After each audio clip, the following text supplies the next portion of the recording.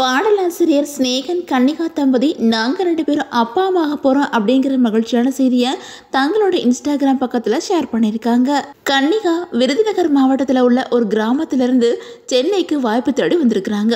இந்த நிலையில் அவங்களுக்கு ஒரு சில திரைப்படங்களில் துணை கதாபாத்திரங்களை நடிக்க வாய்ப்பு கிடைச்சிருக்குது. அதுக்கப்புறம் சன் டிவியில் ஒளிபரப்பான கல்யாண வீடியோ சீரியலில் ஹீரோயினாக நடிச்சிருந்தாங்க. அதே நேரத்தில் Snehan Bigg Boss Tamil season 1 நிகழ்ச்சியில் இருக்கும்போது தான் ஒரு பொண்ணை பல வருஷங்களை காதலிச்சு வரதா சொல்லியிருந்தாங்க.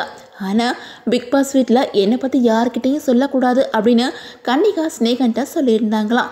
அதனால் அவங்களோட பேரை சொல்லாமலே சஸ்பென்ஸாக வச்சுருக்குறாங்க ஸ்நேகன். அப்போது பிக் பாஸ் வீட்டுக்கு வந்த ஸ்நேகனோட அப்பா ஸ்நேகனோட திருமணத்தை பற்றி ரொம்பவே வேதனைப்பட்டு கண்ணீரோட பேசியிருந்தாங்க. சீக்கிரமே ஸ்நேகன் திருமணம் பண்ணிக்கணும் அப்படிங்கிற தன்னோட ஆசையை வெளிப்படுத்தியிருந்தாங்க. இதை பார்த்த கன்னிகா திருமணத்துக்கு உடனே ஓகே சொல்ல ஸ்நேகனோட திருமணத்தை பார்த்துடணும் அப்படின்னு உயிரை கையில் பிடிச்சிட்டு இருந்த ஸ்நேகனோட அப்பா முன்னாடி கன்னிகாவை நிறுத்தின ஸ்நேகன், ஐயா இவங்க தான் ஓ மருமகா, இவங்களை கட்டிக்கத்தான் நீ பார்த்த பொண்ணுங்களெல்லாம் வேணான்னு இருந்தேன் அப்படின்னு தன்னோட காதலை வீட்டில் சொல்லி சம்மதமும் வாங்கினாங்க.